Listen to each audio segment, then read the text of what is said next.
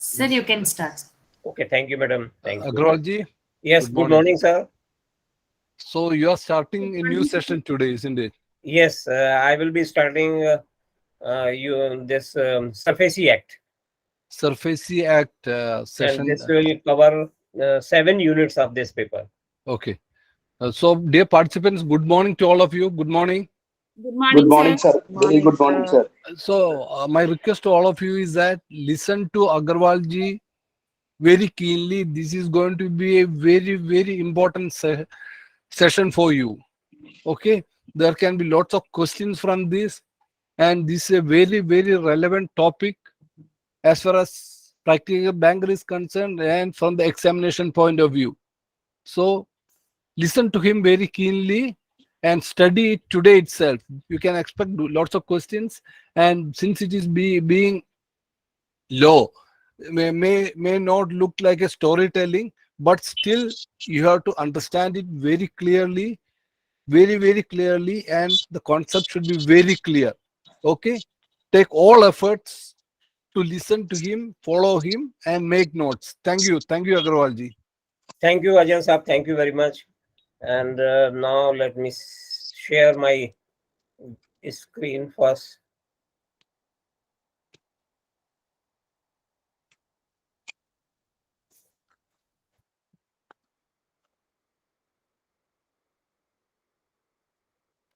Yes, friends, good morning.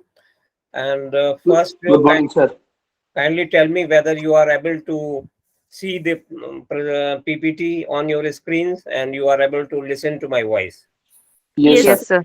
Okay. So, friends, today I will be covering your paper 3, that is legal and regulatory aspects of banking. It's 7 units from 20 to 26. All of these relate to that SARFAESI Act. So, Unit 20 is about Introduction to SARFAESI Act. One thing which Ajahn sir has just now highlighted, every bank is putting a lot of efforts for reducing its NPAs because NPAs are growing day by day and they adversely affect profitability of the banks. So to reduce NPAs, to recover our money, we have got certain legal recourses available to us, and one of the most effective legal recourses is SARFAESI Act. When we can enforce our security under SARFAESI Act, we can sell our NPS to other banks, ARCs. This is also as per provisions of SARFAESI Act. So this is an important tool in the hands of the bankers, and because NPAs are a problem for all the banks, so I can expect reasonable number of questions on these 7 units.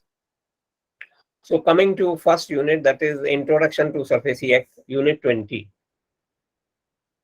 Now this act, a very lengthy name, the Securitization and Reconstruction of Financial Assets and Enforcement of Security Interest Act 2002. So as the name suggests, it has got one part relating to securitization. Another is reconstruction of financial assets.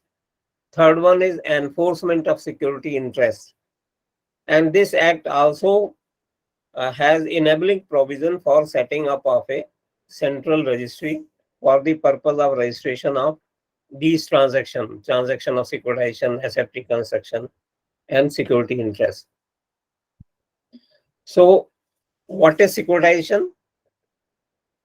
It is converting loans and other financial assets into marketable securities worth selling to investors.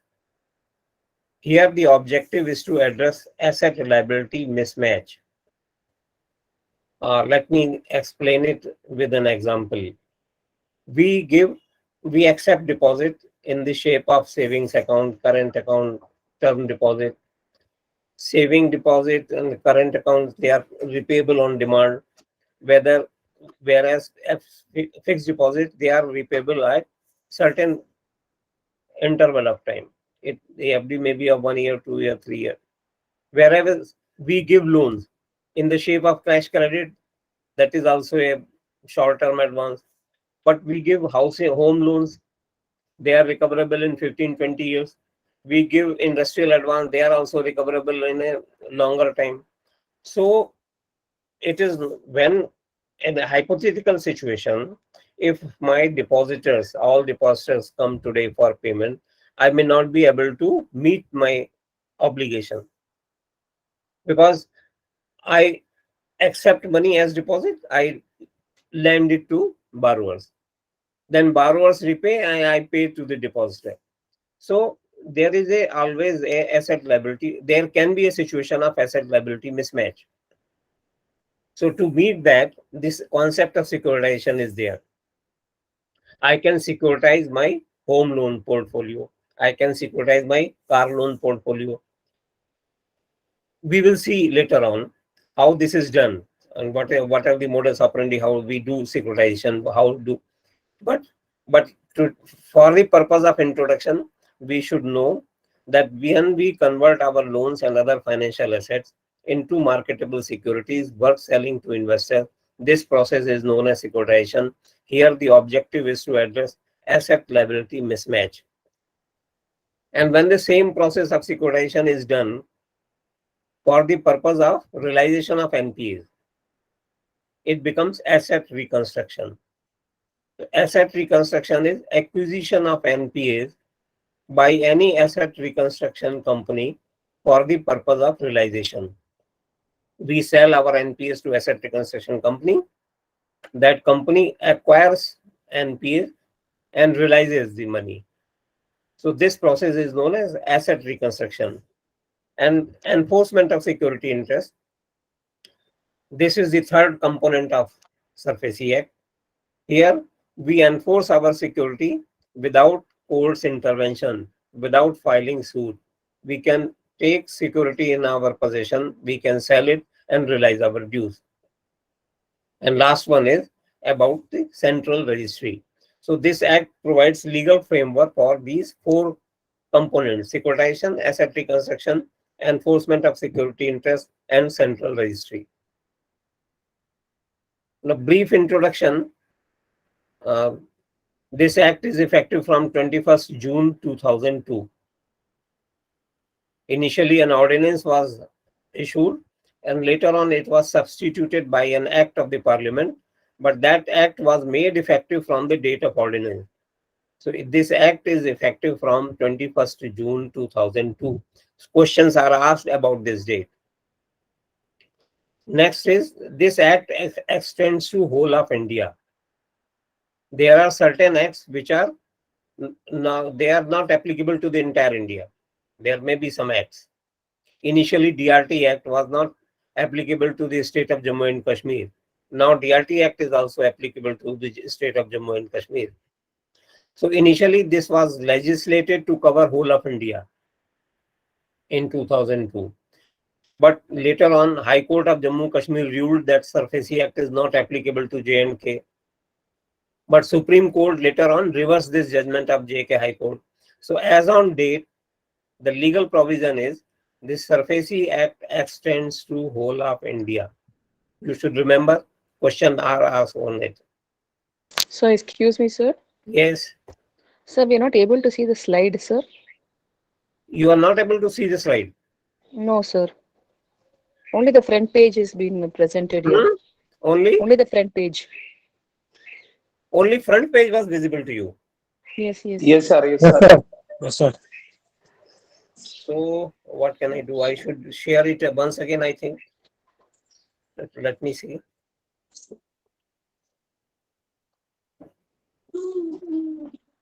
Are you able to see now? Yes, sir. Yes, Yes, sir. sir. Yes, sir. Yes, sir. Yes, sir. So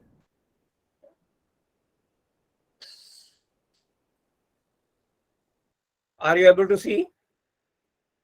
Yes, Yes, sir. sir. And now you are able to see? Yes, Yes. sir. Okay, let us see. I think this problem may not persist now. Okay. So what Yes, I said, this act, this is effective from 21st June. This act extends to whole of India. Now, for some minor information, this Act wide notification dated 28th January 2003, Act was extended to cooperative banks, but matter went to courts. Presently, only multi-state cooperative banks are covered. So you may not remember all those things. What is important? Date of effect, 21st June. It extends to whole of India. That is enough. Multi-state cooperative banks are covered. Some housing finance corporations are covered. They should have tier 1 capital of rupees 10 crore and above. Then this has been extended to RRBs. This is important for us. So regional rural banks are also covered with the provision of SARFAESI Act. They can also invoke SARFAESI Act and recover their dues. And select NBFCs, they are also covered under this Act. So we should remember that multi-state cooperative banks are covered and RRBs are covered. This will be sufficient for our examination. This is not very much important. Sir, excuse me, sir. State cooperative banks means all primary cooperative and under, not in the all primary. No, if a cooperative bank is operating in more than one state, okay, if it is operating only in the state of Maharashtra, then it is not covered. But multi-state cooperative banks are covered. Okay, sir. What is the logic? I do not know, but this is the this is the position of law as on date. Okay, sir. Right. So this is then besides SARFAESI Act, we have to also refer to rules made under SARFAESI Act. These rules are known as Security Interest Enforcement Rules. They were notified on 20th September 2002. So we should remember only that there is one thing which is known as Security Interest Enforcement Rules. This is not when it was drafted, when it was notified, when this was modified. This is not relevant for us.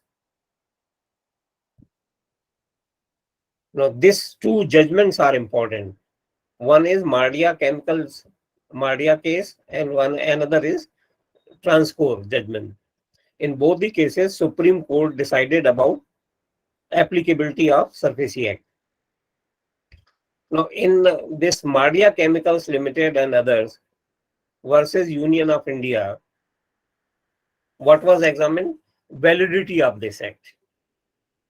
In Mardia Chemicals, what was examined? Validity of act. In Transcore judgment, as Supreme Court decided that whether to take action under SARFAESI Act, we have to withdraw our suit from DRT or civil court. Because there can be a situation where we have already filed suit in court, we have filed suit in DRT. So whether before taking SARFAESI action in such account, suit filed account, we have to withdraw our case from the court. So these two things are different. In Mardia Chemicals case, validity of the act was examined.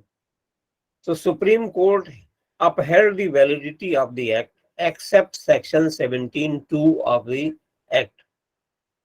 So initially, whatever was section 17(2), 17(2) was held void. It was held unlawful. Except this section, whole act was declared valid. So, Government of India thereafter amended this act in 2004 in order to make this SARFAESI Act compatible with Supreme Court judgment in Mardia case. So they amended section 17 a little bit. In another case, which I just referred to, Transcore versus Union of India. Supreme Court wide its judgment dated 29th November 2006. Date of judgment is not important, but you should remember the content of the judgment. in both the case, Mardia and transport, because questions are asked. So in this case, Supreme Court settled the controversy crept in due to insertion of proviso in section 19(1) of the RDB Act. In this DRT Act, Recovery of Debts Due to Bank and Bankruptcy Act, there is a section 19(1), there is a proviso. So Supreme Court held that proviso added to section 19(1) is an enabling provision, and withdrawal of original application means suit, pending before DRT under RDB Act is not a precondition for taking recourse to SARFAESI Act. So in Transco judgment, what Supreme Court said, that we need not withdraw our suit from DRT before taking action under SARFAESI Act. So friend, this covers your unit 20. Now 21 and 22 units, they are relating to securitization and asset reconstruction. This we will do a little bit later. First, we will do units 23 to 26, on which more questions are asked. Those two units 21 and 22, lesser, very few questions are asked. So we will devote time in the last of our session. Most important unit is your unit 23, that is enforcement of security interest. So which are the accounts which are eligible for taking enforcement action under SARFAESI Act? This is defined in eligibility is defined in SARFAESI Act. First thing is that there should be a default. It is given in section 13. Hello. Excuse me, sir. Yes. Sir, which slide number is going on? Now it is 4th. This is this slide is not coming to your screen. Sir, except 4, no slide is showing, sir. Till starting. Only 4th number it is stuck, sir. Slide number 4. Yeah, there is some problem then. Until now, no, only 4th slide is showing, sir. Okay. Let me see. Now it came enforcement of secret interest. Now you should have told me earlier. We are missing something then. Custom slideshow. Why is it so? Slideshow. Start slideshow from current slide. Is it coming now? Now it is at Hello? 10th slide, sir. This is 10th slide. Yes, sir. Yes, sir. And now I'm shifting. 11th slide is showing. No, sir. No, sir. Okay. Now 11th slide is showing.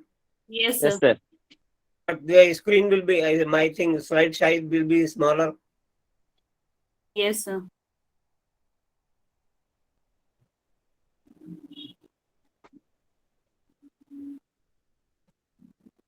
So let us do in this way only. This will be a little inconvenient to you, but at least you will be seeing slides. Okay. You are seeing now slide number 10? Yes, Yes, sir. Yes, sir. Okay. I make it a little larger one.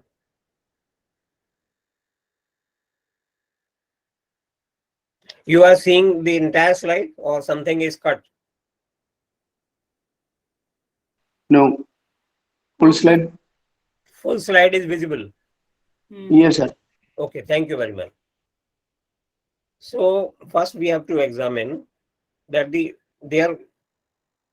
whether this provision of SARFAESI Act can be invoked in a particular account or not. So eligibility. This eligibility is that there should be a default and the account should be classified as NPA.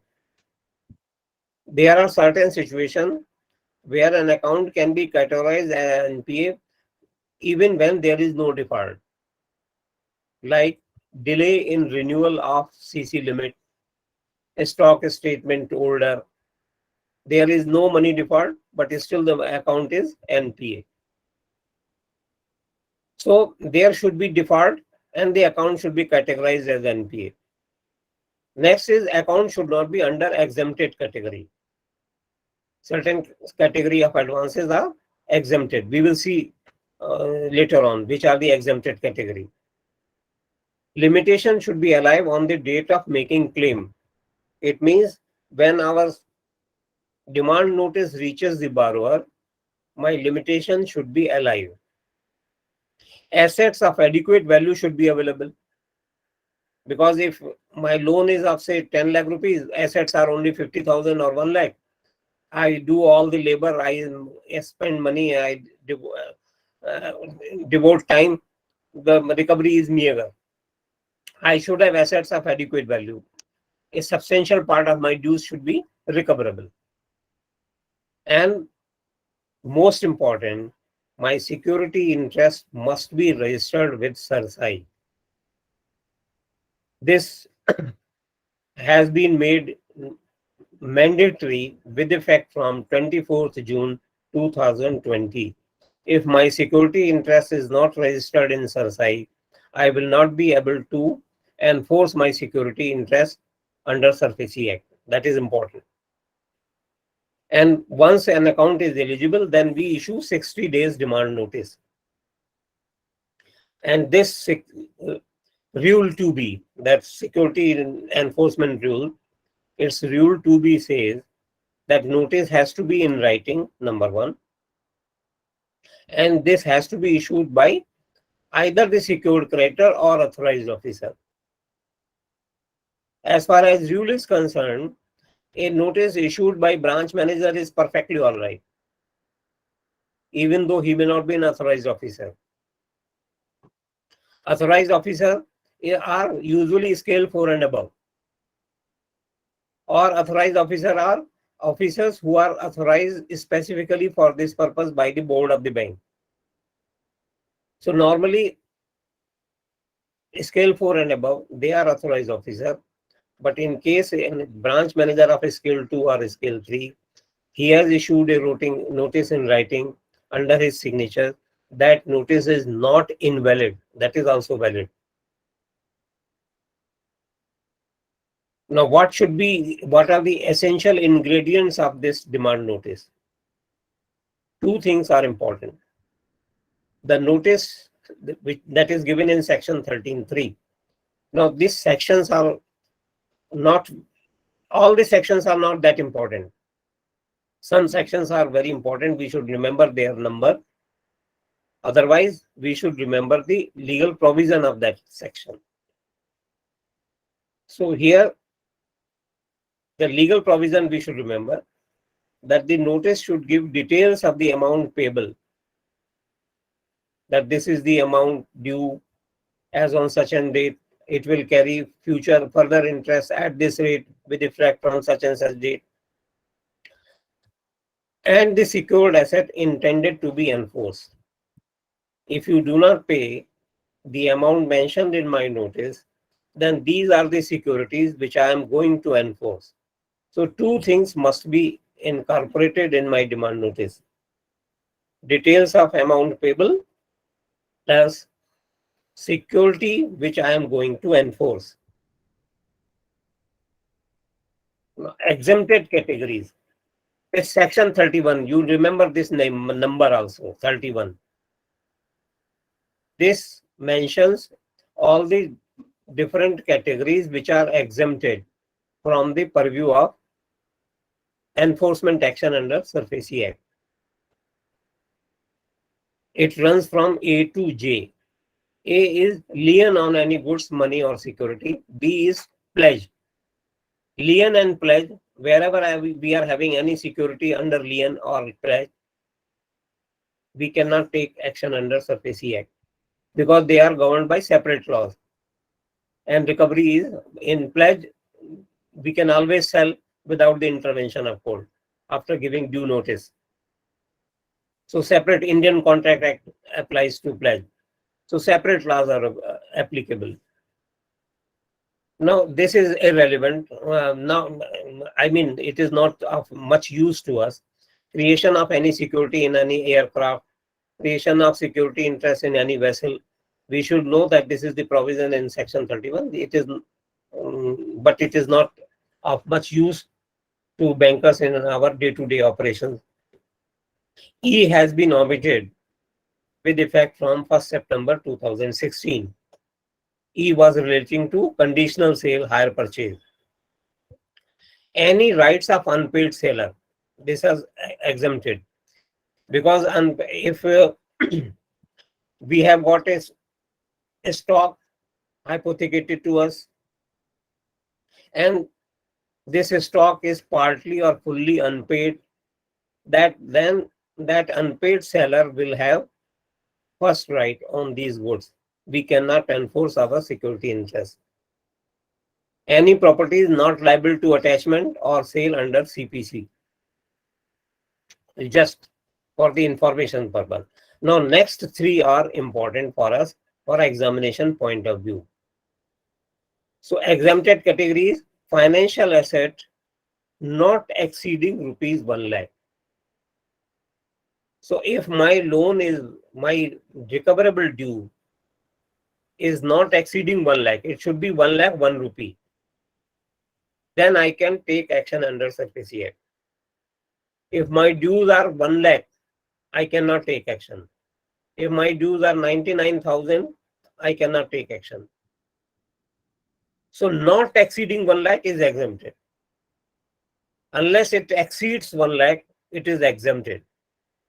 So it should be 1 lakh 1 rupee. Next is security interest created in agricultural land. So if I have got a mortgage of agricultural land, then I cannot take agricultural land in possession. I cannot sell it under SARFAESI. I can file recovery suit in court or DRT. But here, there are certain judgments of High Court, Supreme Court, all they say that this land should be ordinarily used for the purpose of agriculture or allied activities. Only then it will be agricultural land. So we should not go by land use recorded in government record. That is not important. It may be agricultural land in government record, but some industrial shed has come over it. It is not being ordinarily used for agricultural purpose.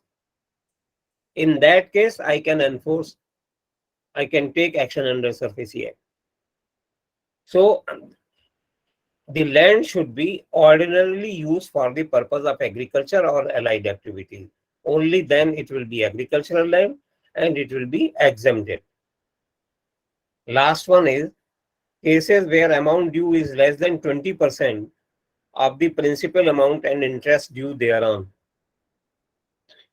Now, I gave a loan of 1 lakh rupees 2 years back. In these 2 years, say 20,000 interest has been debited in the account. So the principal plus interest comes to 1,20,000. So 1,20,000 is 20% is 24,000. So if my due, today's due are less than 24,000, then this account is exempted. The principle is the underlying sentiment or the consideration or objective is that if the borrower has paid 80% or more of his principal amount and interest, then he should not be subjected to some coercive action under SARFAESI Act. So we should remember in section 31, lien exempted, pledge exempted, my recoverable dues not exceeding 1 lakh exempted.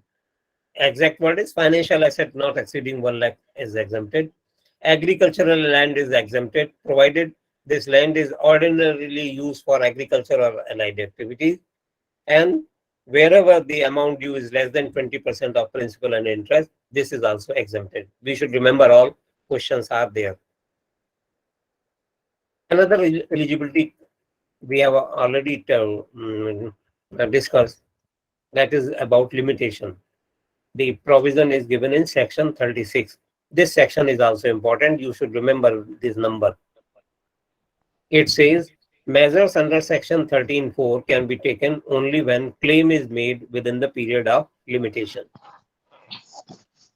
Now here I am interrupting. Whether you are seeing this slide number 12? Yes, sir. Yes, sir. Okay.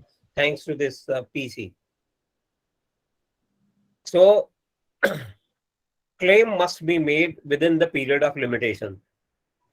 What do we understand by it? We issue demand notice under section 13(2).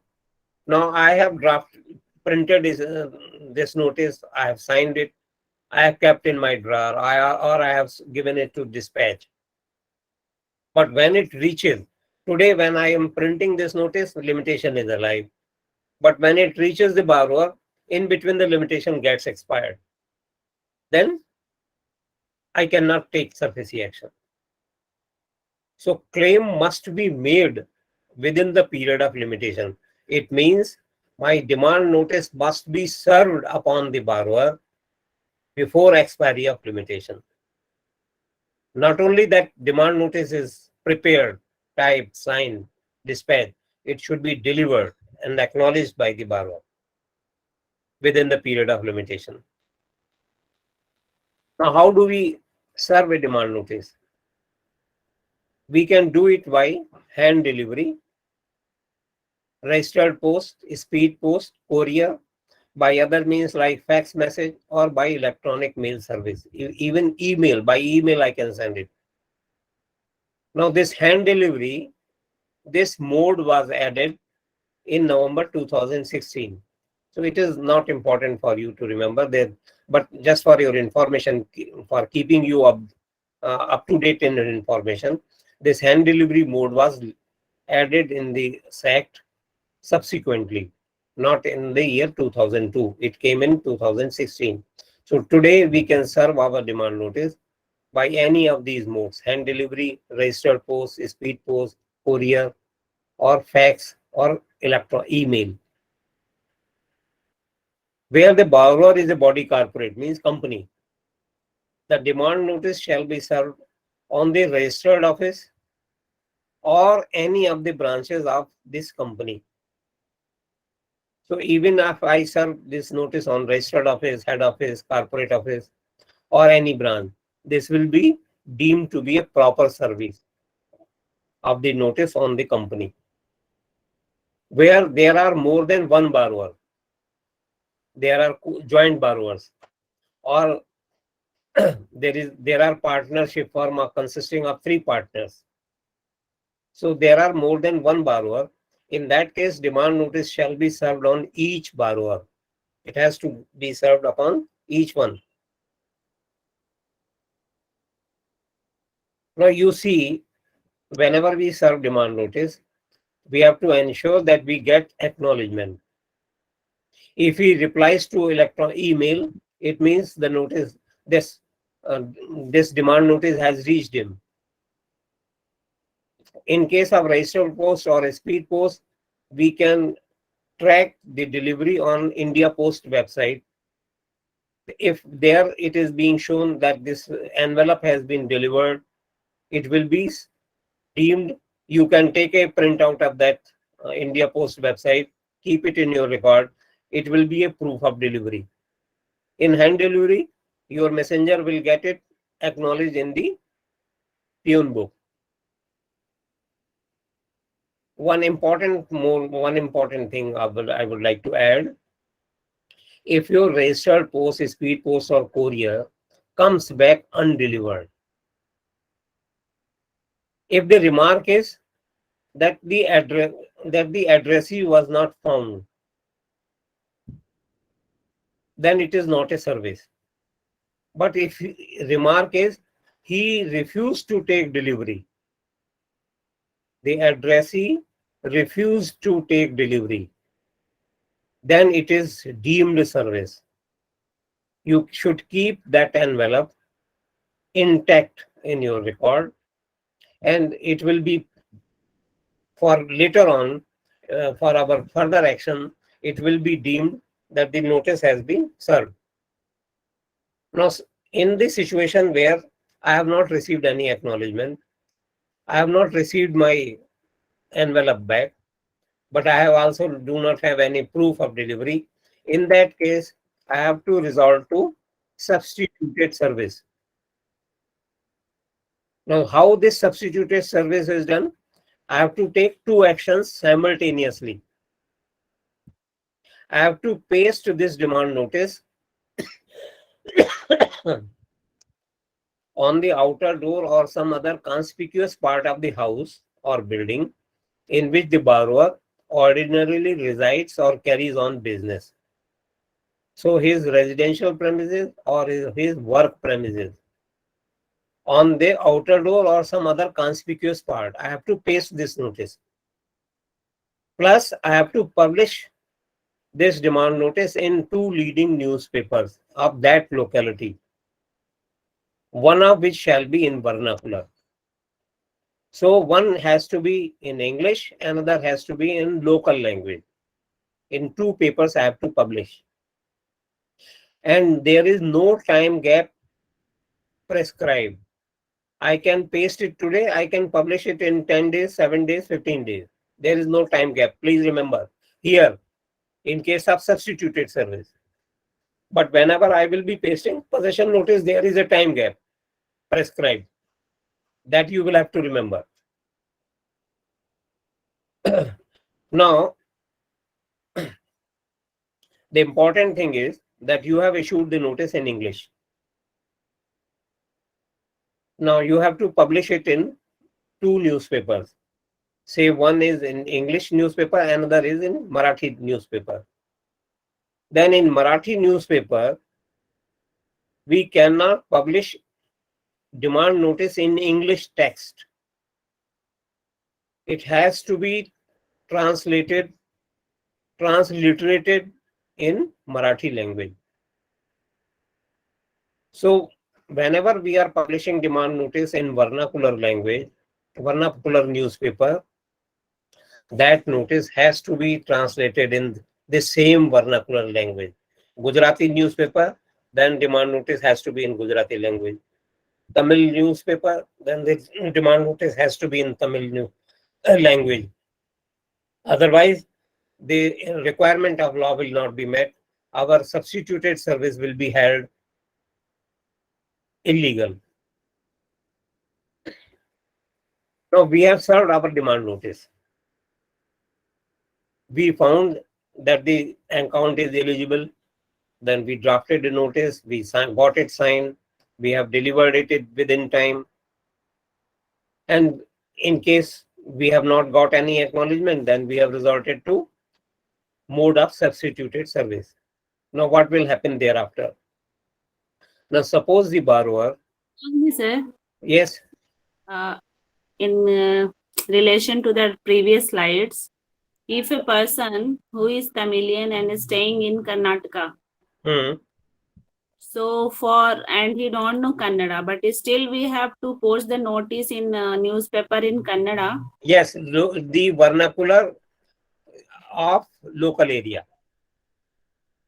Okay. Vernacular of locality. This locality word is written in the law. So if he may be a Tamil person, he may be a Malayali person. But if he is residing in Bangalore, so we have to publish in a Kannada newspaper with our demand notice translated in Kannada language. That borrower may not be knowing Kannada language. Okay. Right? Now, once this demand notice has been served, the borrower has got a here I would one thing I should add. In SARFAESI Act, borrower means borrower plus guarantor plus mortgager. In the definition of borrower, all the three are covered: borrower, guarantor, mortgager. So whenever we serve our demand notice upon borrower, then these three persons, they have a recourse. They can raise objections or they can make representation to the bank. who issued the notice. At this stage, they cannot go to DRT. They can go to DRT when possession is taken. But when demand notice is served, they cannot go to DRT to get a stay. They can only make a representation to the bank. They can raise objections. And whenever they do so, we have to reply within 15 days. And we have to reply under signatures of authorized officer only. Now the secured creditor is not there. So it has to be, this reply has to be sent under signatures of AO. And before November 16, this time duration was 7 days. So if your textbooks are older, there you might be reading, you might be finding that 7 days time is given for reply. But after November 16, this 7 days has been made 15 days. So when one thing, who can raise, who can make objections? Borrower. Borrower means borrower, mortgager, guarantor. Guarantor can also make a representation. Mortgager can also make a representation. They can only make a representation. They cannot go to the court. And if they make a representation, we have to reply. This reply has to be under signatures of authorized officer. And this reply must be communicated to the borrower within 15 days. So these things we should remember. Questions can be framed in different styles. So after this demand notice has been served and we have replied also, now we have to take further action. Now these are known as measures under section 13(4). These are the 4 different types of actions which we can take. First one is to take possession of the secured asset for realizing the money. Now but to take possession of the secured asset, including the right to transfer by way of lease, assignment or sale. So whenever we take possession, we get the right to sell also. We can assign this, we can lease it. And our purpose is, objective is, we have to realize our money, realize the secured asset. To take over management of the business. Now here we are not taking possession of asset. Whatever business he was carrying on, we are taking over the management of that business. Third is, we are not taking over the management, but we are appointing a manager. To appoint manager to manage the secured asset taken in possession. Whichever asset we have taken in possession, we are appointing a manager to manage it. Last one is to recover any money payable by third parties to the borrower. What does it mean? Last one. Now suppose your borrower is supplier of goods. So he will be having some debtors. He has supplied goods. He has raised bills on those debtors. Now these debtors, in normal course of business, they will pay the money to the buyer, supplier of goods. But when we take SARFAESI action, we can ask those debtors to not pay the money to the borrower, the supplier, but to pay the money to the bank, the secured creditor. So read now again this subpart D, to recover any money payable by third parties to the borrower. So debtor of the borrower are third parties. So whatever money is payable by those debtors, we can recover it directly. We can ask them that you will not pay the money to the borrower because we have taken SARFAESI action, you will pay the money to the bank. For taking measures under section 13(4), first step is taking possession and doing sale. So in case of movable asset, how this possession, how this sale is conducted. For taking possession, whether I'm interrupting in between, whether you are seeing this slide number 17? Yes, sir. Okay. Yes, sir. For taking possession of movable asset, Panchnama is drawn and inventory is prepared. This is given in Rule 4142. You need not remember this rule number. But whenever we have to take possession of a movable asset can be car. Movable asset can be stock. So then we have to, Panchnama is drawn. Panchnama is minutes of the proceeding. Inventory is a status of security. Thereafter, borrower is to be intimated by a notice enclosing therewith a copy of Panchnama and inventory. So we will draw a Panchnama, we will prepare an inventory, then we will write a notice. We will attach our Panchnama and inventory to it, and then we have to send it to the borrower. So our possession will be complete. Thereafter, we have to issue a notice of sale. 30 days of notice of sale is to be issued to the borrower. For resale, 15 days notice. What does it mean? We have taken car into possession. There are 4 methods of sale: quotation, tender, public auction, treaty. Suppose on the date of auction, you do not get bid of adequate amount, or you do not get any bidder. So I have to put the car for resale. So for first time sale, I will be issuing 30 days notice to the borrower. For every subsequent sale of the same security for resale, only 15 days notice is required. This amendment came into effect from 4th November 2016.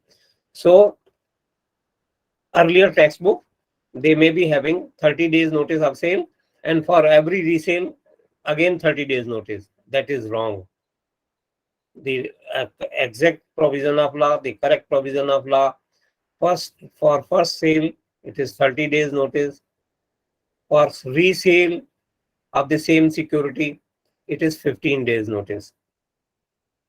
Sale can be by 4 methods: by obtaining quotation, by inviting tenders, by holding public auction, or by private treaty.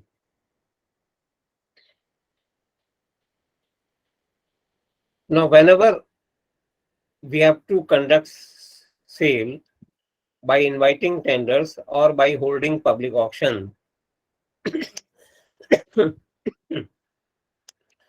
then public notice of this sale has to be published in 2 leading newspapers, one in vernacular language, having sufficient circulation in that locality. So locality is important. So I have to publish this public notice of sale in 2 newspapers, one English, one vernacular. And this public notice shall set out terms of sale. Sale price is to be paid as per terms of the public notice or as per terms settled between parties. In the event of default of payment, the movable asset shall be liable to be offered for sale again. So in case my sale was successful, but the successful bidder fails to pay the money to me, that means there was a default in payment, then I will put the car for resale. And when I recover the entire money, as per the terms of sale, I issue a certificate of sale, and my enforcement action is complete. I have taken under possession and I have sold it and realized my dues. Then I will issue certificate of sale. Sir, I have one doubt, sir. Yes. As you said, exempted categories, section 31. The the movable pledge of movable things have been exempted from the SARFAESI Act, right? If so, how could? No, Yes. tell me, kindly repeat what you are telling. Sir, exempted category section 31, Okay. wherein we have different color lien on any goods or money or security, pledge of movable. If so, how could the car is a movable asset, right? Now, you see, what are movable assets? You tell me. Immovable assets are plant and machinery embedded to ground. Building is a home, building, apartment. This is a immovable asset. Yes, sir.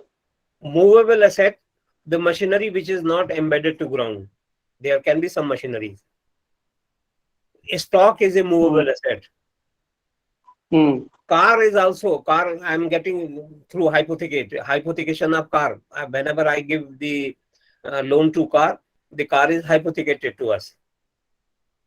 Normally in hypothecation agreements of a vehicle, there is a clause that in case of default, we can take those vehicles in our possession. In that case, we need not invoke SARFAESI Act. But if your loan agreement is not having that clause, we have an alternative recourse in the shape of SARFAESI Act.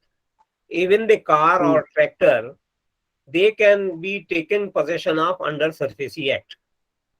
Tractor is a movable asset. Okay. Tractor is a movable asset.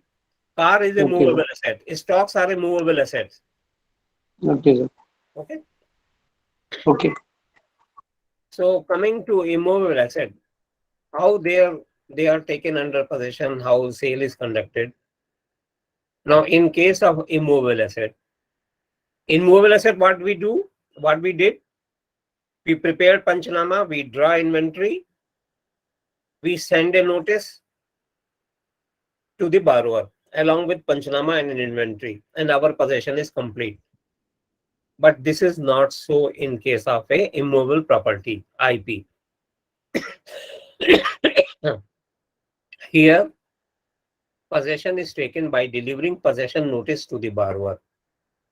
First step. Second, affixture of this possession notice on the property. Third, publication of possession notice in 2 leading newspapers, one in vernacular language, having sufficient circulation in that locality. So I have to do 3 things. The possession notice of IP is prescribed under SARFAESI Act.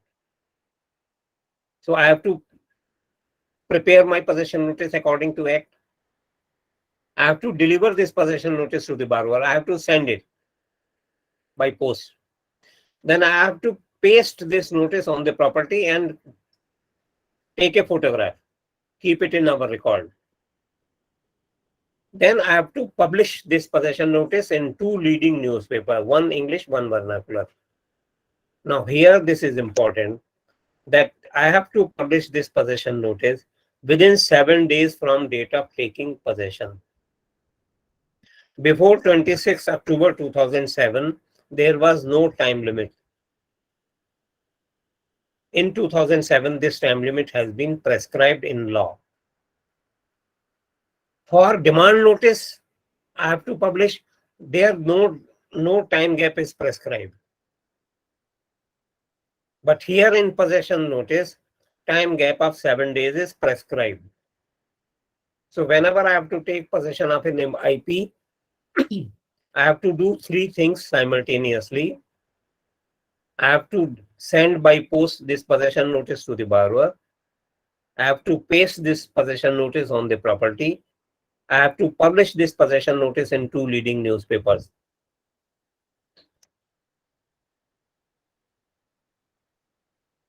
Now, when I paste this notice and publish it, even though the property is in occupation of the borrower or tenant or anybody, this is known as my symbolic possession. In law, as far as law is concerned, this is perfectly all right. I have got a possession. I have got full possession. I can sell it. but this is my symbolic possession. But there may be situation when I sell the property under symbolic possession, it may fetch lesser price. But if I have actual possession, physical possession, the same property may fetch higher price. So if I decide that I have to take physical possession and the occupant or the borrower, they are resisting my action, I am unable to cook they are not vacating the premises, or even if the property is vacant, they are not allowing me to put my lock, or their lock is already there. In all such cases, I can seek assistance of district magistrate or chief metropolitan magistrate for taking physical possession. So what are the provisions? They are contained in section 14 of this act. If the secured creditor wants to obtain physical possession of a secured asset, it may request DM CMM in writing. So I have to make an application to DM in writing. In metropolitan towns, it is chief metropolitan magistrate. In other towns, it is district magistrate. Now these persons, DM or CMM, they have to pass suitable orders within a period of 30 days from the date of application. It is not that they can take indefinite time in passing the order. What type of order they give? They order the local SHO, police, please accompany authorized officer and ensure that this physical possession is made over to the bank. For reasons beyond control, the above 30 days period may be extended further, but not exceeding 60 days in aggregate. So maximum 60 days, this DM and CMM, they have to pass the order. This time limit of 30 days, 60 days has been introduced with effect from 1st September 2016. So again, your older textbooks may not be having these time limits. So this is a very, otherwise what was happening earlier, they here DM and CMM, they are not supposed to issue the notice to the other party. That means the borrower or the mortgager or the owner of the property. And they have not to conduct any trial. They have to see our demand notice.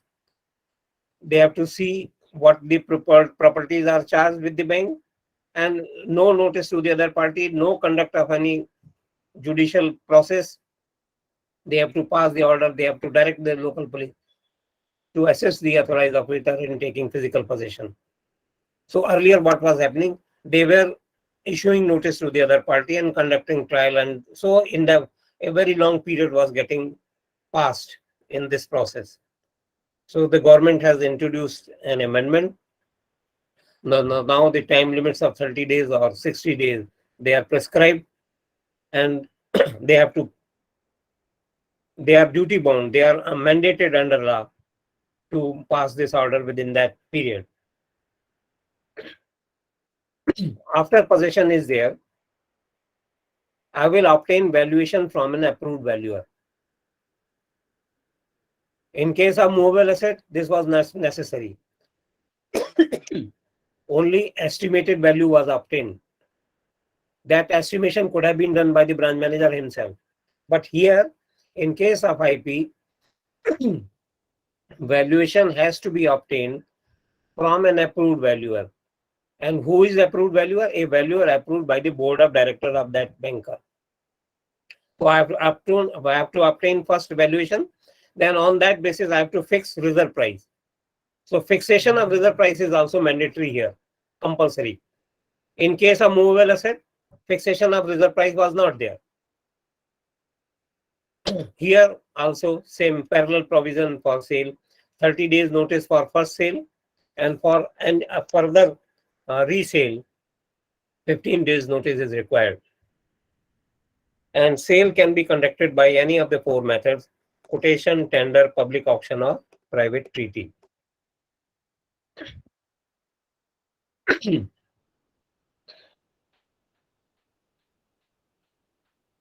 This we have already said.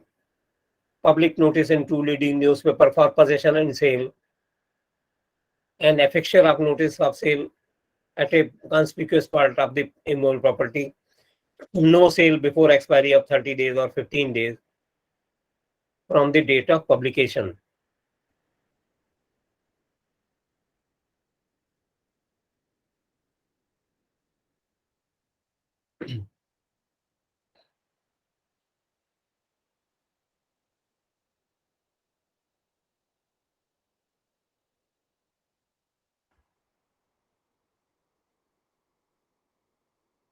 Sale is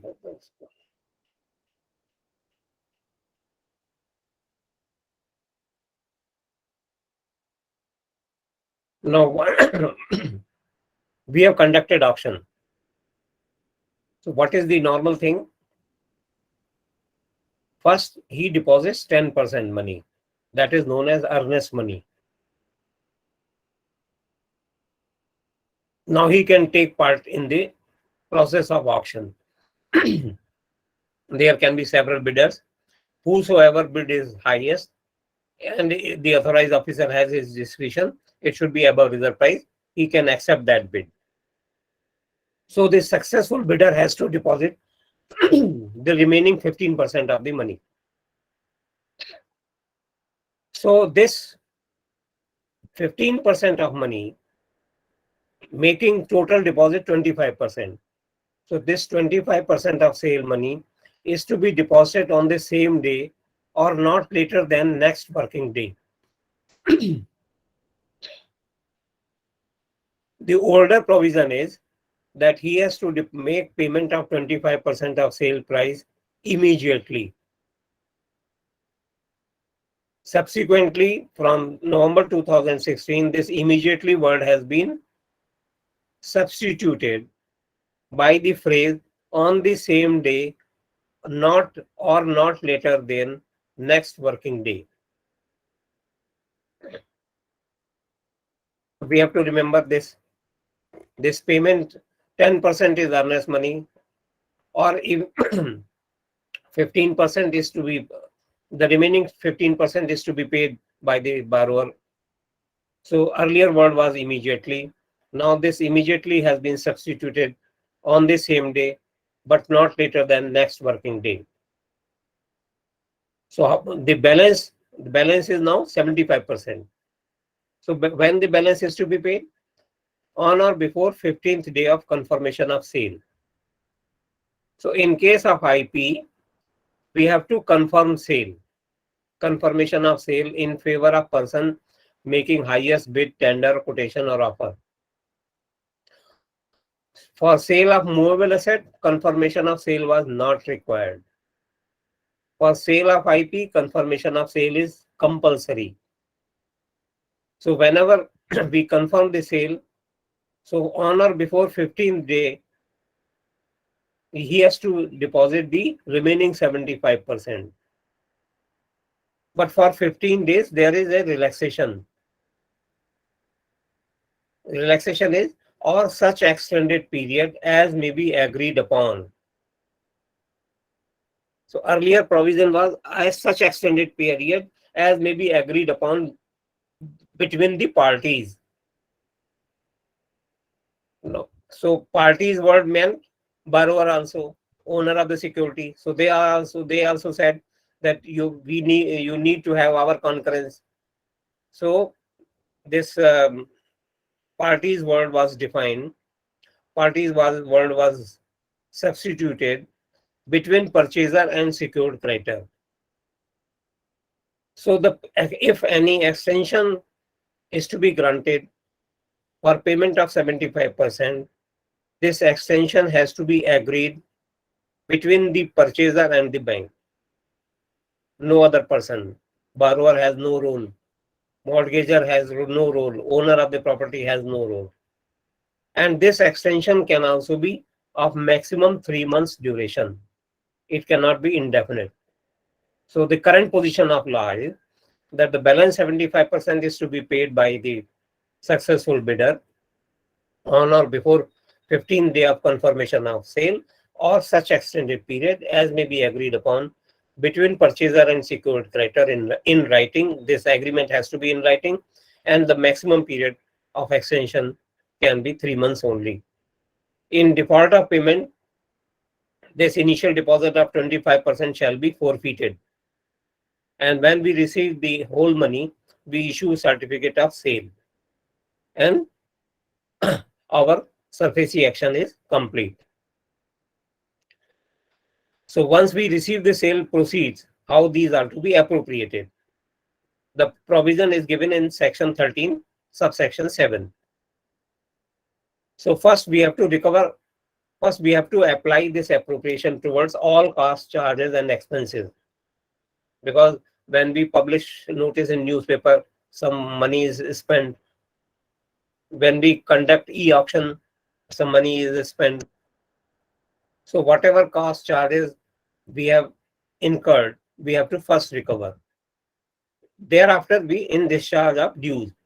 Thereafter, I will recover my dues.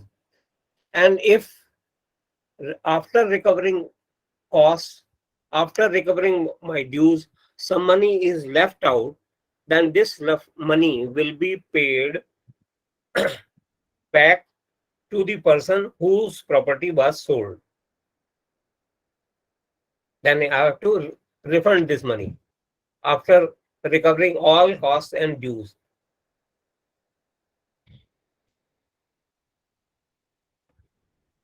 Now you see, we have taken the property in possession, we have issued sale notice, we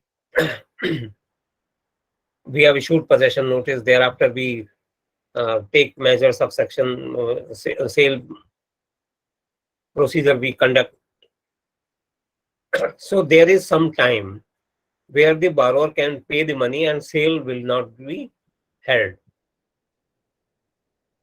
So he has got certain time. What is that time? Where dues of the secured creditor and all costs, charges, and expenses are tendered to the secured creditor at any time before the date of publication of notice.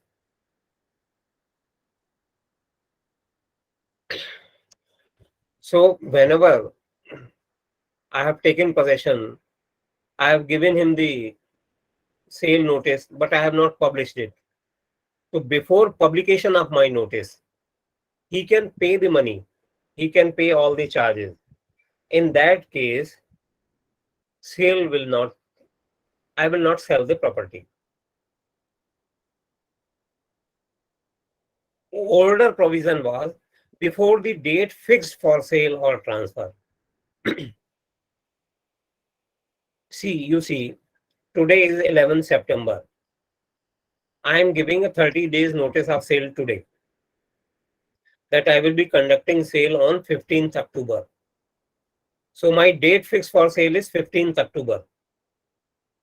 So as per earlier provision, he could deposit the money on 14th October 2022 before the date fixed for sale. But as per new provision, he can deposit the money only till 11th September before publication of my notice. This notice is having this date of sale as 15th October. So earlier he could have deposited before the date fixed for sale or transfer. Now he is required to deposit the money before publication of my notice. Then in that case, the bank will not conduct sale of this property. Now, if there is a surplus, I will refund the money to the owner of the property. But there can be shortfall also. If my dues are not fully satisfied with the sale proceeds of the property, in that case, I will file an application in the DRT for the balance amount. Normally, whenever our recoverable dues are 20 lakh and more, we file our recovery suit in DRT. But here in SARFAESI action, if my balance amount is even 1 lakh rupees, even 2 lakh, 10 lakh, 15 lakh, I will file my recovery suit or suit for recovery of balance amount in DRT, even though the balance amount is less than 20 lakh. So whenever there is a shortfall, my dues are not fully satisfied, then I have a legal recourse of filing an application to DRT for recovery of balance amount.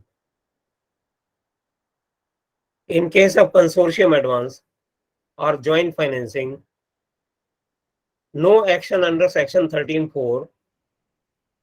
Please friends, tell me in between whether you are all seeing the slide number 27. Yes, sir. Okay. Yes, sir. So it is a consortium advance, means one borrower, several lenders. In joint financing also, one borrower, several lenders. So whenever such a situation is there, then no action under section 13(4) can be taken unless it is agreed by secured creditors representing not less than 60% in value. There is no consideration on number, that 60% in value and 50% by number. No, only in value. Value means outstanding balance. 60% in value of the amount outstanding. They should agree. Earlier percentage was 75% long back. From 3rd January 2013 onwards, it is 60%. So if there are several creditors in consortium banking, then if the creditors whose dues are more than 60%, if they agree to take action under SARFAESI Act, then it will be obligatory on the other, it will be applicable, it will be obligatory for others also to fall in line. It will be binding on the remaining 40% also.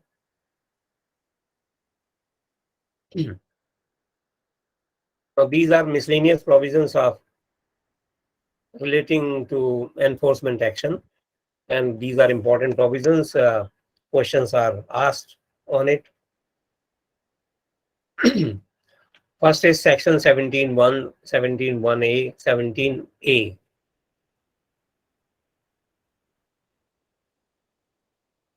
Application to DRT or court having jurisdiction within 45 days if agreed by any of the measures of section 13(4).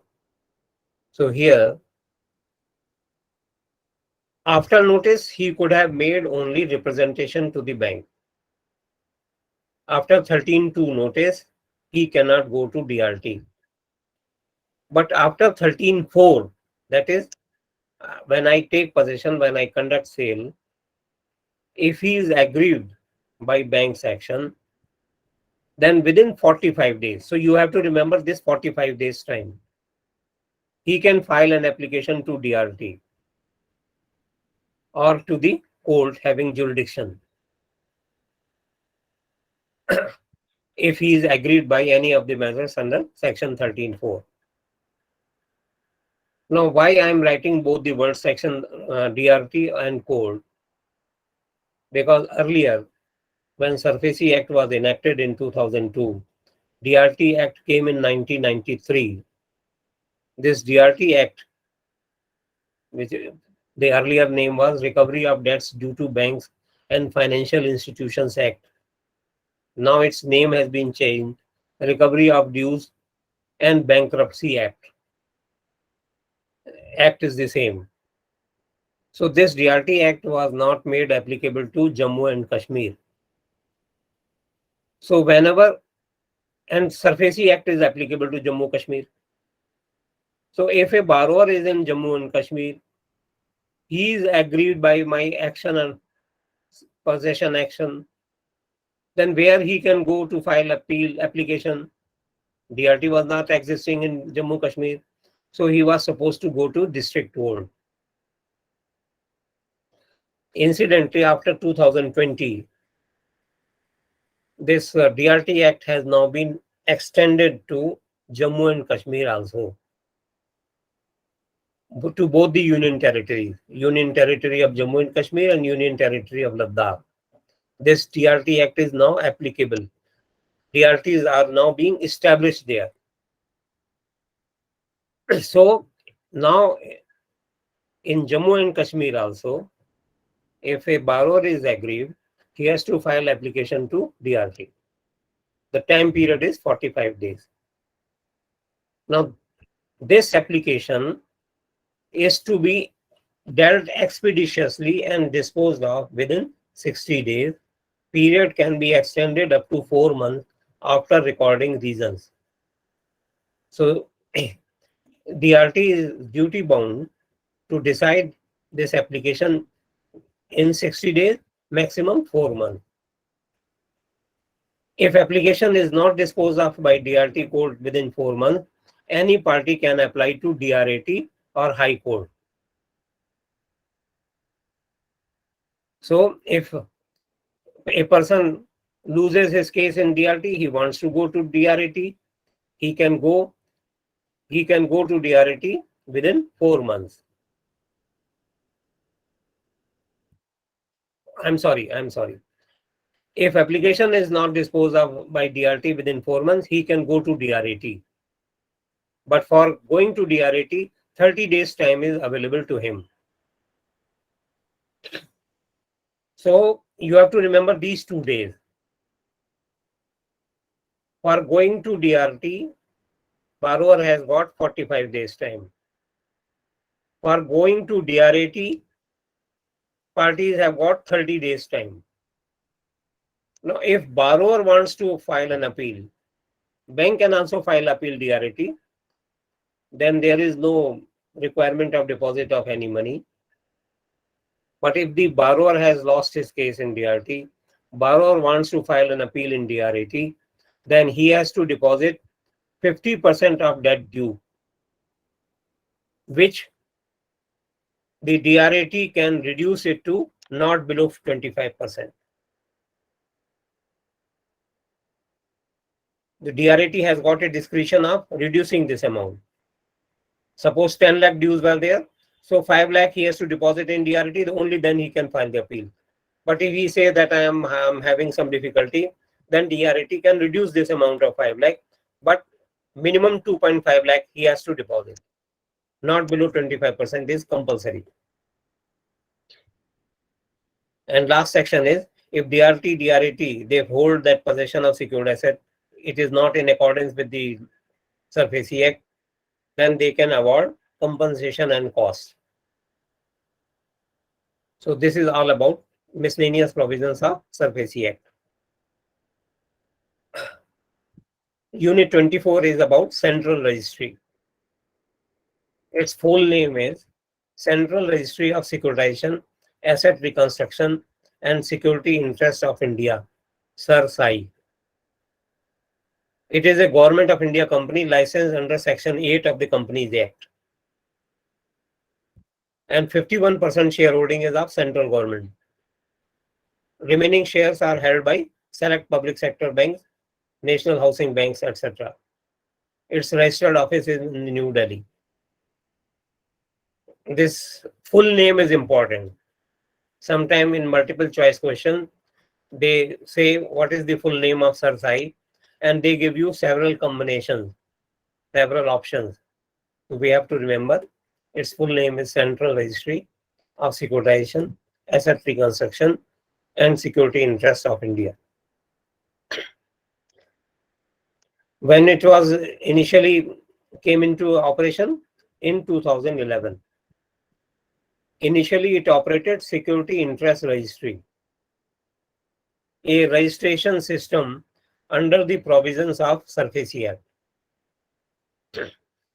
From 2016 onwards, this SARFAESI also operates and maintains Central KYC Record Registry. So it has got 2 sets of data: Security Interest Registry under SARFAESI, Central KYC Record Registry under PML Rules 2005, Maintenance of Records.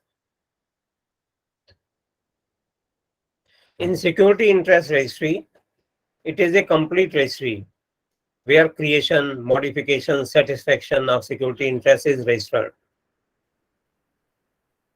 Whose security interest is registered? Immovable property, created through all types of mortgages, whether it is English mortgage, registered mortgage, equitable mortgage, any type of mortgage.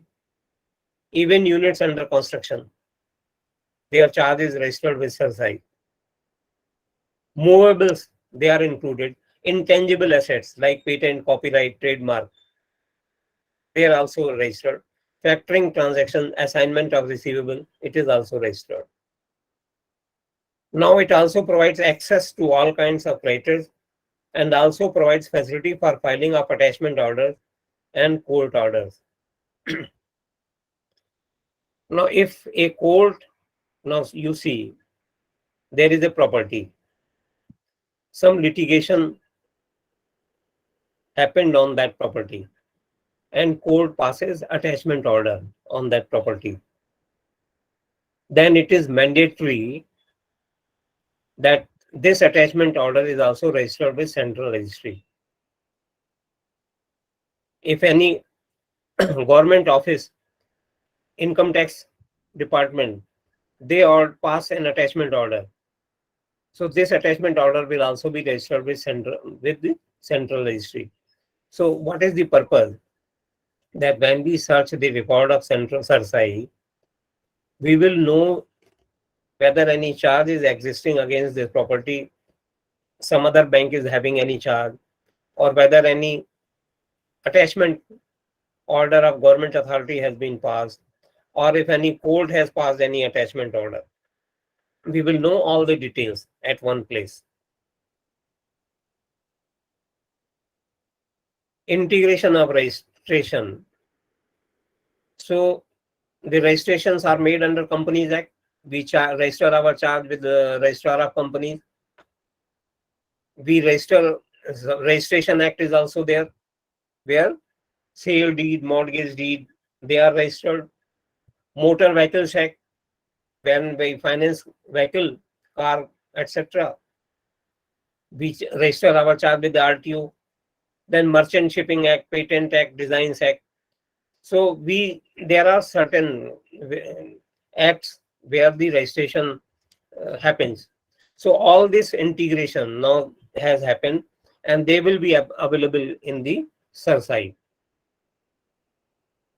Whether it is registered with Companies Act, under Registration Act, Motor Vehicle Act, all these registrations will be available in the database of SARFAESI. Now, IBA has clarified that registration of charges relating to motor vehicles are to be made only on the Vahan registry and not on the central registry, SARFAESI. Any vehicle registered with Vahan registry shall be deemed to be registered with SARFAESI. So, if we have made a vehicle advance, we register our charge with Vahan registry, and it will be deemed to be registered with SARFAESI also. This I have already said. If any central government or state government or local authority issues any order for attachment of any property, such attachment shall be filed with SARFAESI. Word is shall be. It is not may. For example, if income tax issues any attachment order, it has to be filed. But if any person having any claim, it is a private suit over a property, and he has obtained attachment order from the court, then that person may file. It is left to his discretion. He may file or he may not file. How could he suppose a person gets a particular order, how could that person file in registry? Only bank can file in the registry. No. You see, even if a income tax department or your GST department, they issue some attachment order, they are authorized, empowered to file their attachment order with the SARFAESI. They can access SARFAESI website. Similarly, if any person has obtained any attachment order from the court, then he can scan that attachment order. He can log into SARFAESI web portal, giving his particulars, then giving the suit particulars, giving the court's particulars, he can upload that attachment order. The purpose is a property may be having some dues of government department, local authority, municipal dues, GST dues, income tax dues, or even if this property may have dues from some other private person. So the banker, before accepting this property as a collateral security or as a primary security, I must know what types of dues, what types of encumbrances are there on this property. So at one place, I know all the things.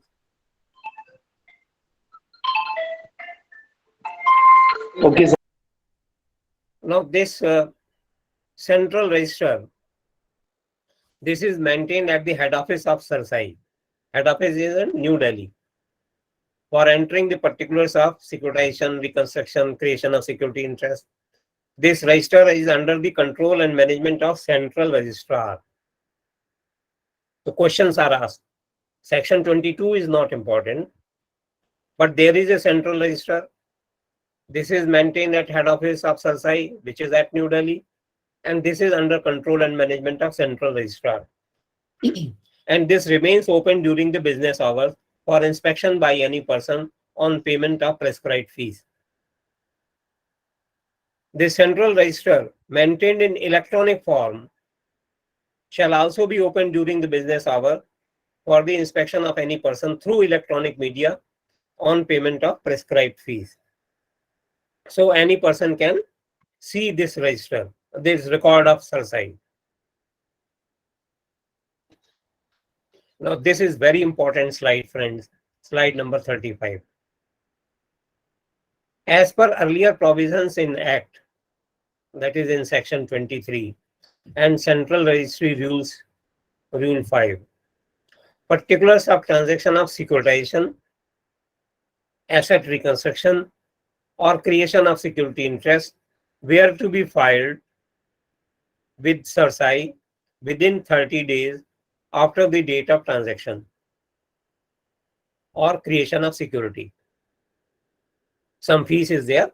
So earlier provision was that within 30 days, these transactions of securitization, asset reconstruction, and creation of security interest are to be filed. From 24 January 2020, please remember this date, this time limit of 30 days has been removed. So again, your textbooks might be older one. So time limit of 30 days for filing particulars of transaction of creation of security interest, that stands deleted.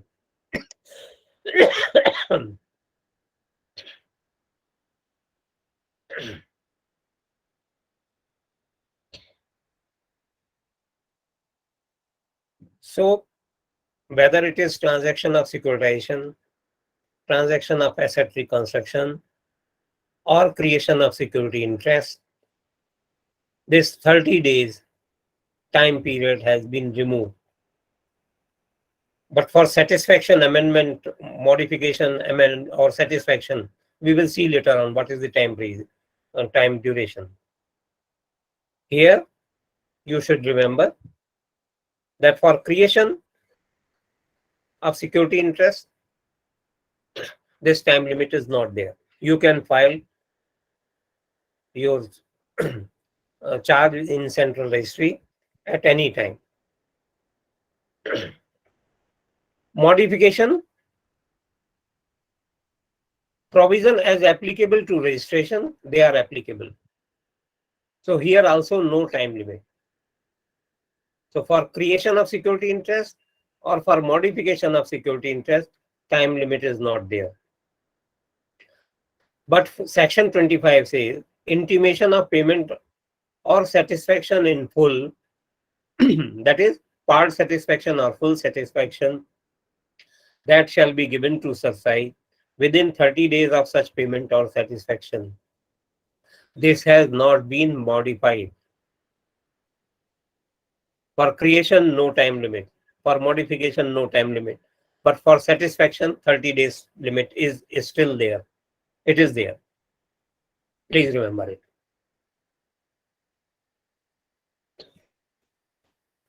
Any registration or transaction shall be deemed to constitute a public notice from the date and time of filing of particulars of such transaction with SARFAESI. Now we mortgage, we create hypothecation charge, we mortgage a property on 11 September today. We register in SARFAESI, say on 30th September. So from 30th September onwards, this will be a public notice. It will be deemed to constitute a public notice that my charge has happened. Whether this person knows or not, this will be deemed to be a public notice from the date of filing of that charge in central registry. Where security interest or attachment order upon any property are filed with SARFAESI, the claim of such secured creditor or other creditor holding attachment order shall have priority over any subsequent security interest created over such property. That is very important. Two banks have given advance. Now one has filed, one has given advance later but filed charge in SARFAESI earlier. So whoever files charge in SARFAESI earlier, he will have priority. So claim of my secured creditor will have priority over subsequent security interest. Any transfer subsequent to such registration shall be subject to such claim. So any transfer, my claim will subsist. The prior, whoever has filed the charge earlier, he will be having the claim, and any subsequent transfer will be subject to my claim. These are also very important provisions. Section 26D, inserted with effect from 24 January 2020. No enforcement under Chapter 3 of SARFAESI Act, that is enforcement action under SARFAESI Act, unless security interest is registered with SARFAESI. Though there is no time limit for filing the particulars with SARFAESI, but if you have not filed with SARFAESI, we cannot take enforcement action. That is pakka. If registered, if the charge is registered, then secured creditors will have priority over all other debts and revenues, taxes, etc., payable to central government or state government or local authority. My dues will have first priority. This is the chart for fees of central registry. This is sometimes the questions are asked. Creation or modification of security interest by way of mortgage of IP other than by deposit of title deed. So other than equitable mortgage, nil. Mortgage by deposit of title deed, and I have given the table for creation and for any subsequent modification of security interest. For a loan up to rupees 5 lakh, it is rupees 50. Above rupees 5 lakh, it is rupees 100. Satisfaction of charge is nil. Securitization or reconstruction of financial asset, 500 rupees. Satisfaction of securitization or reconstruction transaction, 50 rupees. Any application for information recorded maintained, it is rupees 10 plus GST applicable. GST is applicable. So this charge is, we should remember, they particularly this for equitable mortgage up to rupees 5 lakh loan, it is rupees 50, and above rupees 5 lakh loan, it is rupees 100. At least we should remember these two things also. The unit 25 is relating to offenses and penalties.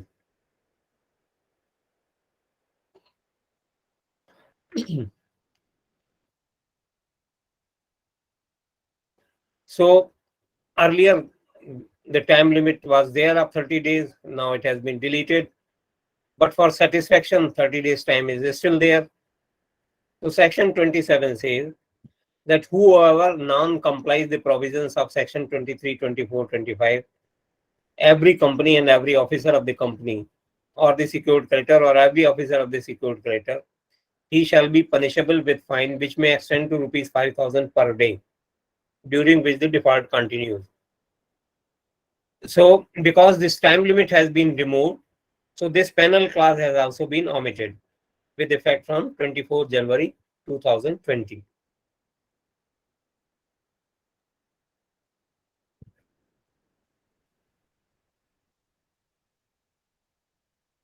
Section 12 says RBI may determine the policy and give directions to asset reconstruction company. Now this the RBI may frame policy guidelines, may give directions. The ARCs are duty bound to follow. RBI may require ARCs to furnish information. They have to submit information if required by RBI. And if IRCs do not comply with these provisions, if they fail to follow the policy given by RBI, they fail to comply with the directions given by RBI, or if they fail to furnish information which is called for by RBI, then this ARC they will be imposed with hefty fines. Now this fine may extend to rupees 5 lakh, and in case of a continuing office, with an additional fine which may extend to rupees 10,000 for every day. Now this provision was provided for earlier. Now this has been made more stringent with effect from 18th January 2017. This now provision is, earlier provision was 5 lakh and thereafter 10,000 per day. Now it is 1 crore or twice the amount involved, and 1 lakh for every day. But this penalty is to be imposed after giving an opportunity to ARC to explain his conduct. This section, this penalty with 30A, section 30A, where the penalty on ARC has been increased to 1 lakh or twice the amount involved, and 1 lakh per day.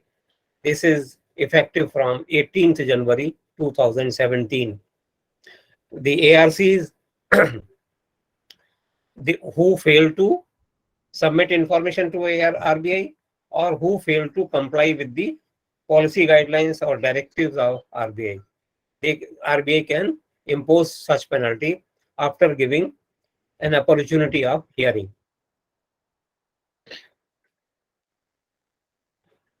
Now, section 29 is about offenses. This section 29 is for the entire SARFAESI Act. If any person contravenes or attempts to contravene the provisions of SARFAESI Act or rules, he can be put in jail for 1 year, maximum 1 year, or with fine, or with both. Fine amount is not there, so he can be imprisoned for 1 year, and he can be fined, or he can be imprisoned plus fine, both. Another important provision of offence is given in section 30 of SARFAESI Act. No court shall take cognizance of any offence punishable under provisions of SARFAESI Act, except upon a complaint in writing made by an officer of the Central Registry or an officer of the RBI. So if any offence has taken place, suppose bank has contravened any provision of SARFAESI Act, it is not that the borrower can go to the court. Who can go to the court? A SARFAESI officer or RBI officer. They can go to the court, and they will say that this person or this bank has contravened the provisions of SARFAESI Act, and that court will then impose penalty. Now, no court inferior to that of a metropolitan magistrate or a judicial magistrate of first class shall try any offence punishable under this Act.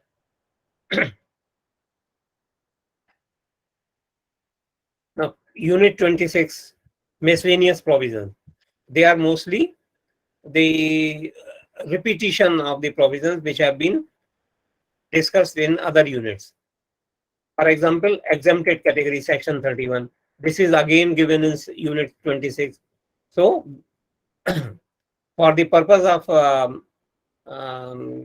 PPT on unit, I have included this information here also, but we have already discussed it. Action, this is new. Action taken in good faith.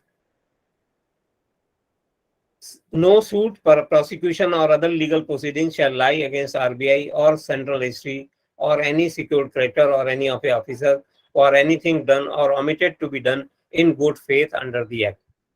So there were penalties, but if the bank officer can say that I did in good faith or I omitted to do in good faith, then he cannot be prosecuted.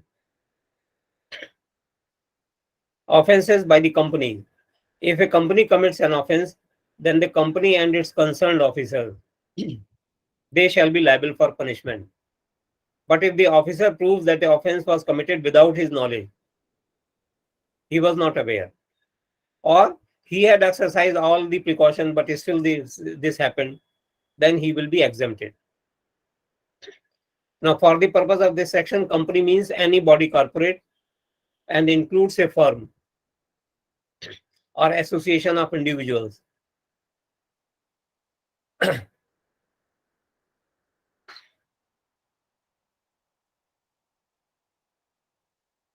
Civil courts not to have jurisdiction. SARFAESI Act has conferred jurisdiction on many matters to DRTs and DRATs. So no civil court shall have jurisdiction. Which matters? The matters on whom the DRTs and DRATs are having jurisdiction. No civil court will have any jurisdiction. No court or other authority can grant injunction in respect of any action. It means that if he was aggrieved with the SARFAESI action, he can go to DRT. If he goes to civil court and civil court wants to grant any stay, they cannot do it. Section 35 of SARFAESI Act says the provision of SARFAESI Act shall have overriding effect on any other laws if the provision in other laws are inconsistent with SARFAESI Act. So if the provision of SARFAESI Act comes in conflict with provisions of other laws, then SARFAESI provision will prevail. This section 36, this is given in unit 26 also. We have already discussed that measures under section 13(4) can be taken only when claim is made within the period of limitation. This is already discussed. So friends, I complete the unit 26. Unit 21 is about definitions.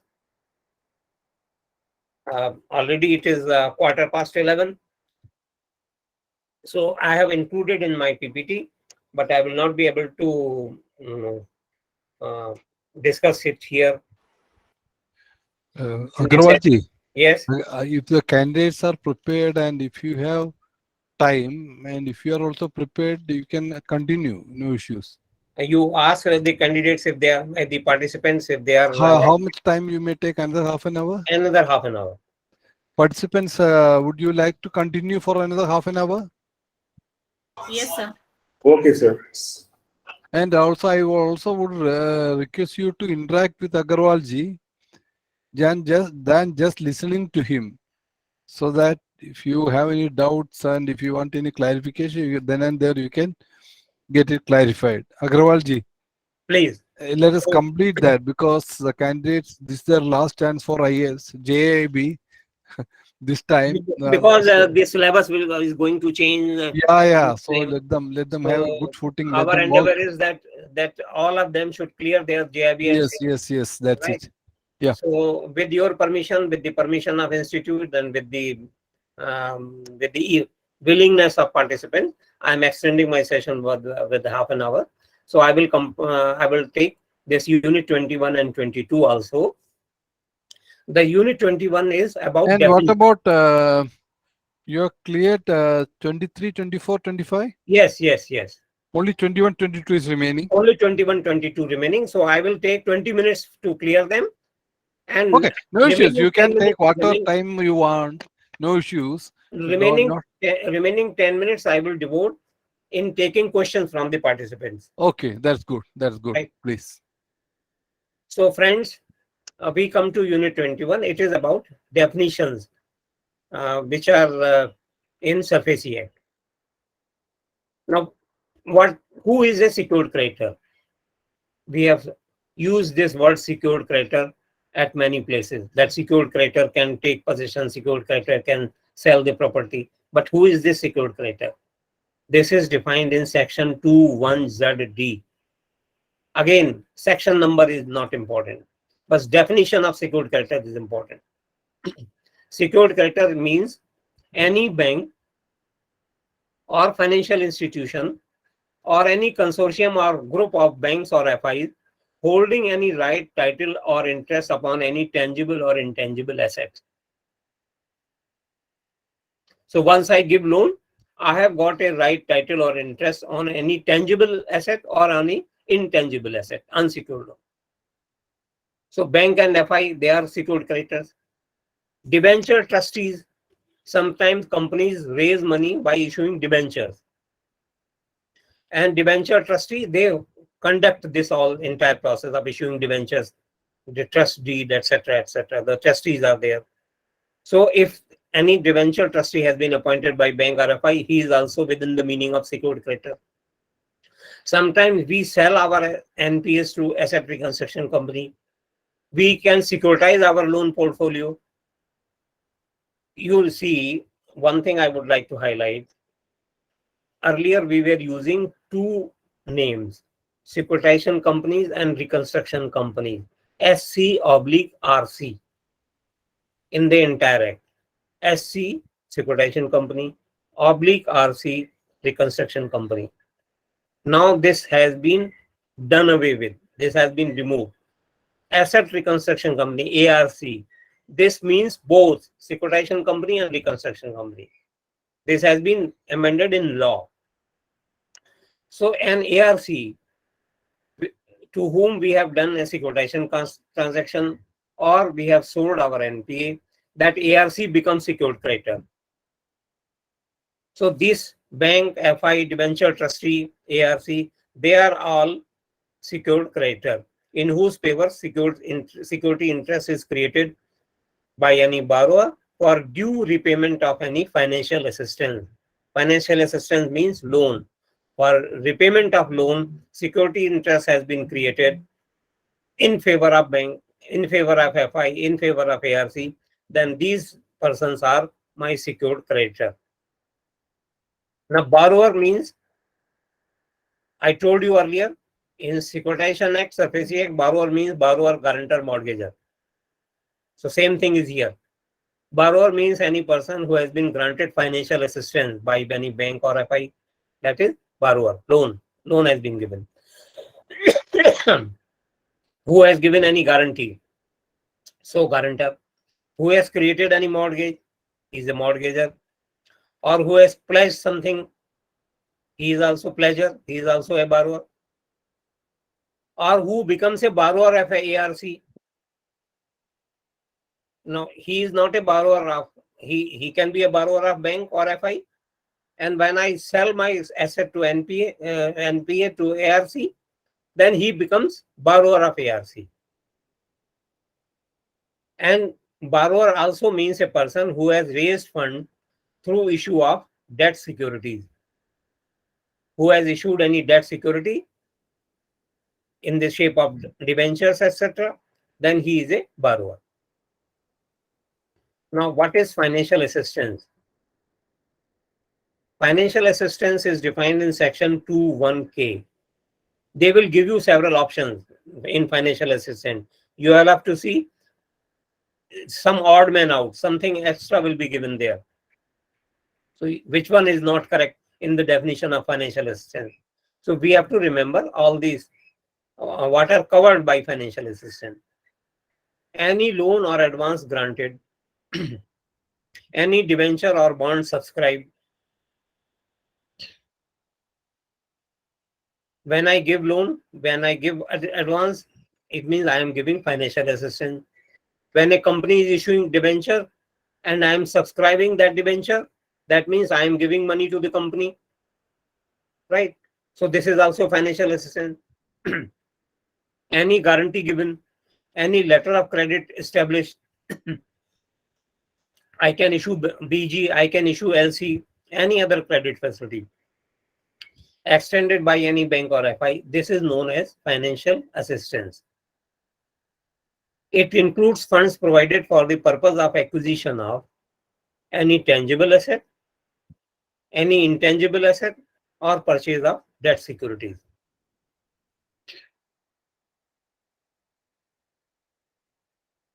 Now, financial asset. Financial asset means debt or receivables that include a claim to any debt or receivable. Now, financial asset means financial assistance plus something more. As you are seeing in this slide, at number 6, it is written as financial assistance. So, my loan, whenever I give loan, it is a financial assistance and I create a financial asset out of it. Besides financial assistance, there are some things where also financial asset can be created. Any claim to debt and receivable or part thereof, whether secured or unsecured, any debt or receivable secured by mortgage or charge of on immovable property, any right or interest in the security, whether full or part underlying such debt or receivable, any beneficial interest in the property, whether movable or immovable, or in such debt receivable. So all this property, this is so this may not be that important. Financial assistance is more important. Questions are normally asked. They will not be asked giving you so much things as to what is financial asset. Now, default.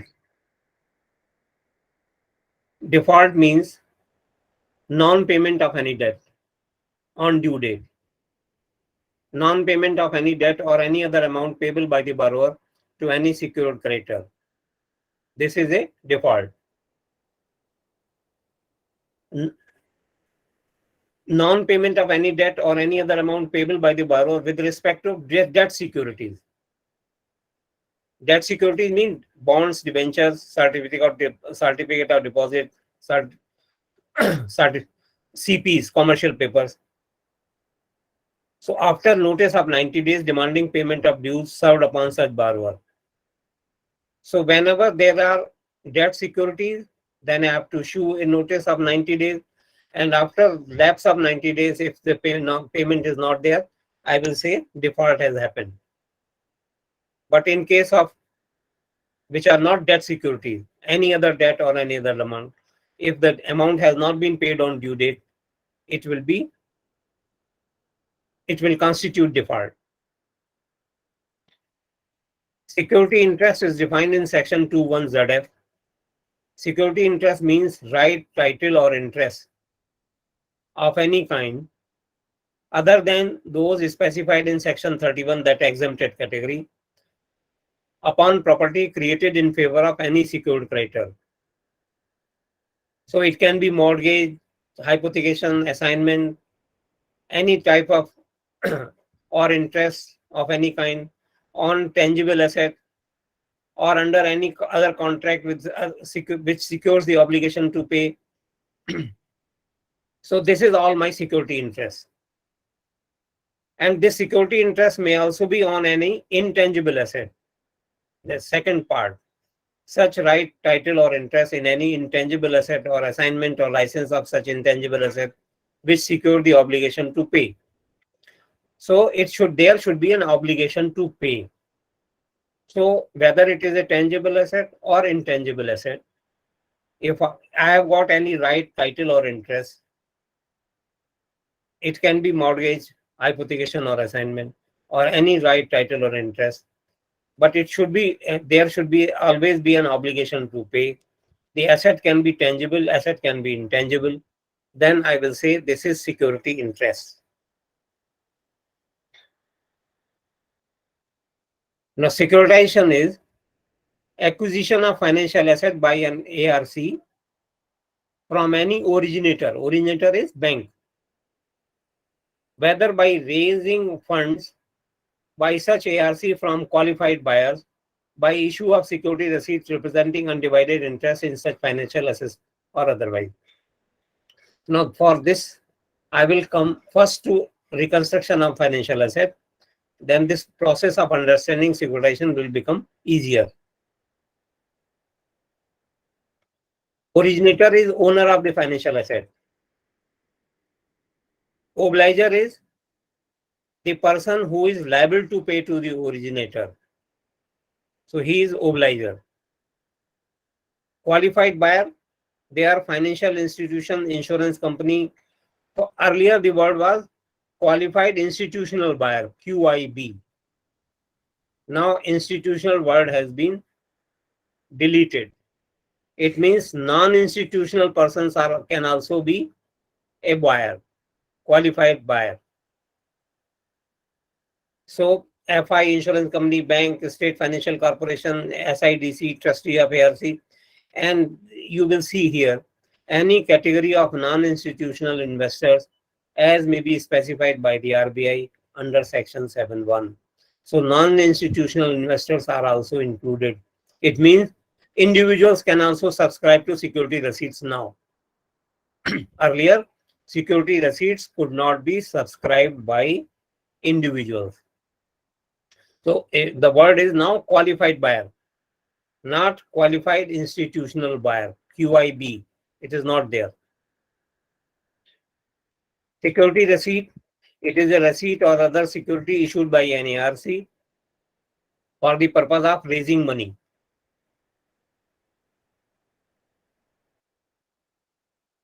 This slide is most important. How these NPAs are sold. What is the process of asset reconstruction? This entire process is explained in this slide. Are you seeing this slide? Okay. It is visible to all of you. Yes, sir. You see, the yellow line is the initial phase. The banks RFIs are giving loan, that financial assistance to a borrower, and borrower is creating security in favor of the bank. This yellow line, financial assistance to borrower, borrower is creating to security in favor of bank, and bank and FI, who are the owner of the security interest, they are the originator, and borrower is the obliger. Now what happens after some time? There is some difficulty in this account. We want to sell it to some asset reconstruction company. So we will sell our financial asset to the asset reconstruction company. They constitute for every category, for every group of loan assets, they created SPV, special purpose vehicle. They create a separate trust for the purpose of acquiring those assets and for managing those assets. So it is a trust managed by ARC.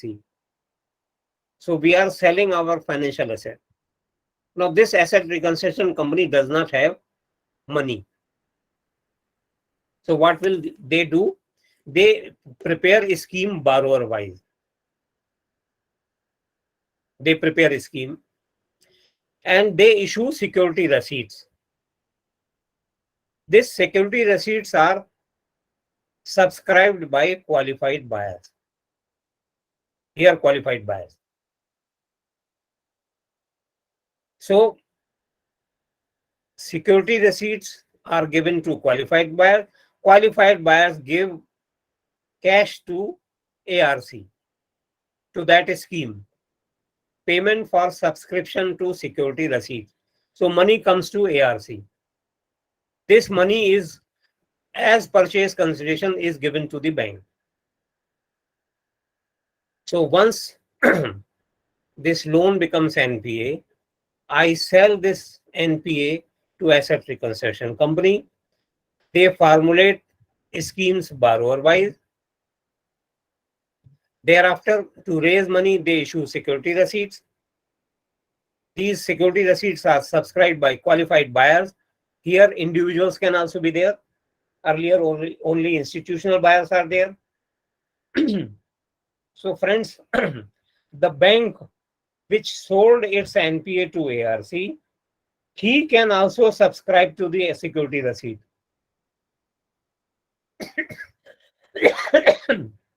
So, what will happen?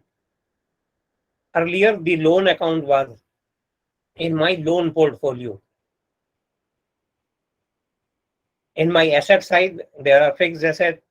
Thereafter, there are investments. Then there are loans and advances. So my loan was existing in loans and advances portfolio. I sell it, but I subscribe to security receipt. So I become investor. So it becomes my investment portfolio. It changes. Now this investment portfolio, this this investment will be realized from asset reconstruction company. Borrower may default in the repayment of loan, but asset reconstruction company, they will redeem my security receipts definitely. So that is the whole process of asset reconstruction.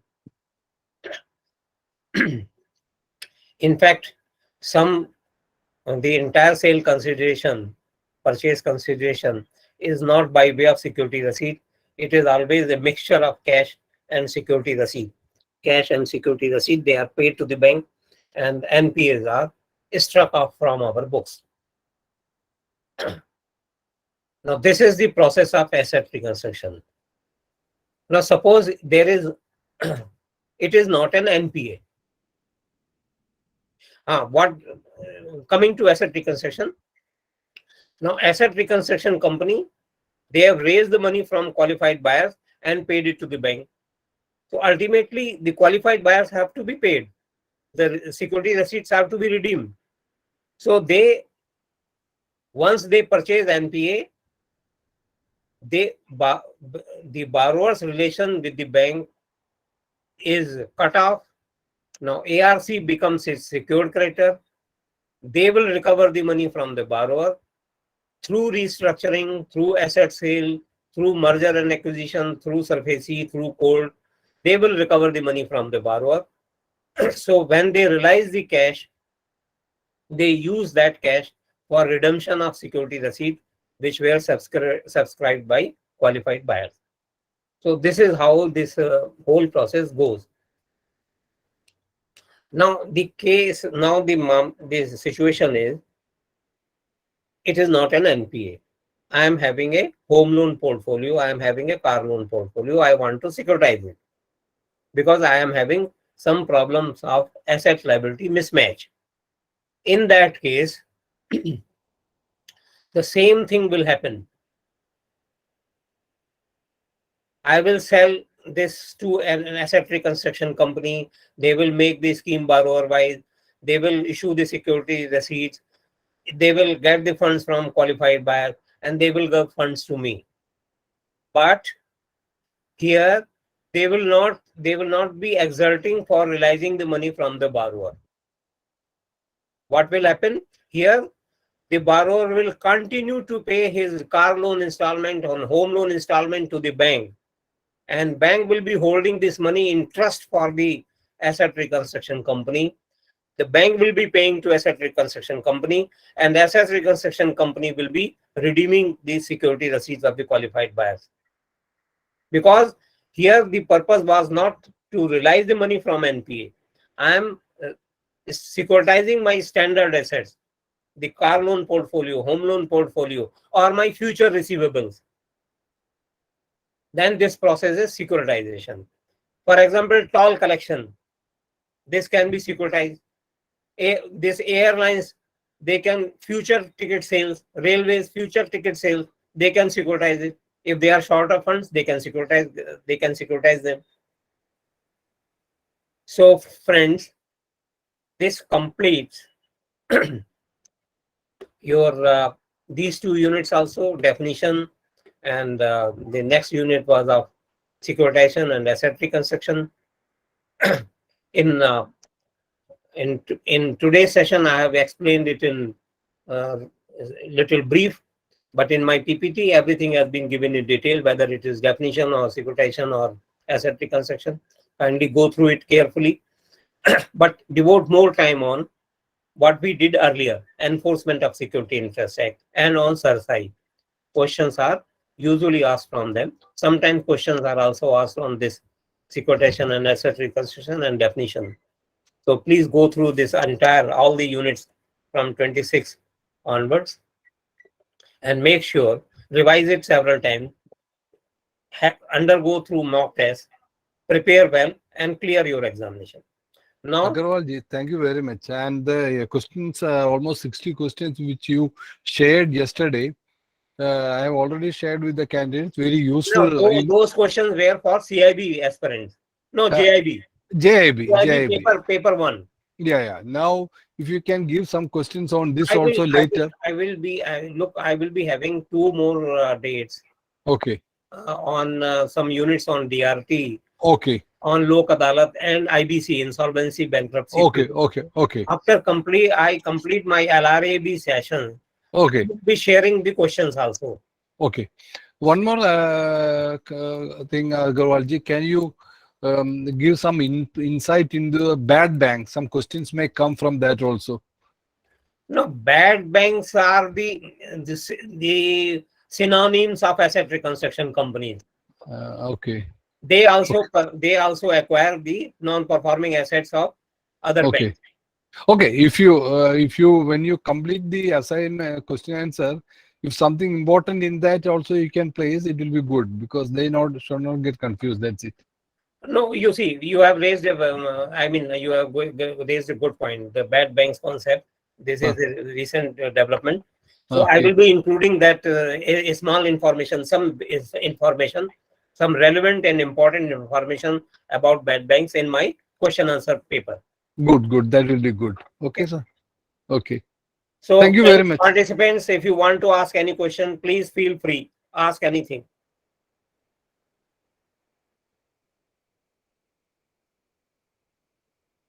You may ask questions later on also after reading this presentation. You can ask the questions later on also. Till the date of your examination, kindly feel free. Don't hesitate. Ask as many questions as you want. You can ask through institute. You can put the questions in the group, WhatsApp group. I will answer in the WhatsApp group for the benefit of all.